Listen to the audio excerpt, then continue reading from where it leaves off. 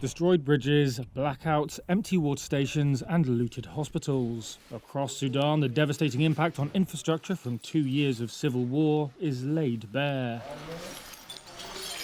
The conflict between Sudan's army and the paramilitary Rapid Support Forces has killed and injured tens of thousands of people.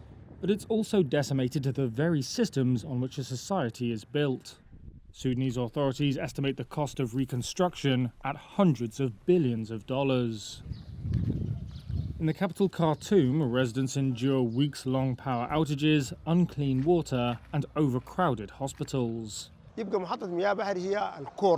A spokesperson for Khartoum State said the capital's 2 main water stations went out of commission early in the war, as RSF soldiers looted machinery and used fuel oil to power vehicles. Those left living in Khartoum resorted to drinking water from the Nile or long-forgotten wells. That's exposed them to waterborne diseases that few hospitals are equipped to treat. In terms of the capital's electricity, Oil and Energy Minister Mohieddin Naim said they are starting from scratch. If we speak about Khartoum as a major consumer of electricity, we can almost say that 100% of Khartoum has been destroyed. 100%.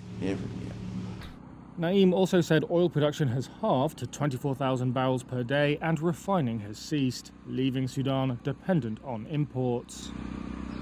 Sudanese authorities estimate reconstruction needs at $300 billion for Khartoum and $700 billion for the rest of the country. That's amid what aid groups call the world's worst humanitarian crisis, in which some 13 million people have fled their homes. But after government forces retook Khartoum this year, some are starting to return to the capital. That, says Luca Render of the UN's development programme, makes tackling the lack of infrastructure more urgent.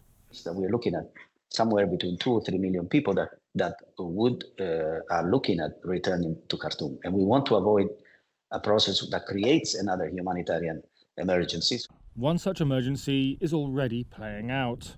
Over the past week, a rapid cholera outbreak has claimed 172 lives out of 2,729 cases, mostly in Khartoum. But there is little chance of reconstruction taking place in the short term, given continued fighting and drone attacks on infrastructure. And that's not to mention a world that is becoming more averse to foreign aid, and where the biggest donor, the United States, has slashed assistance.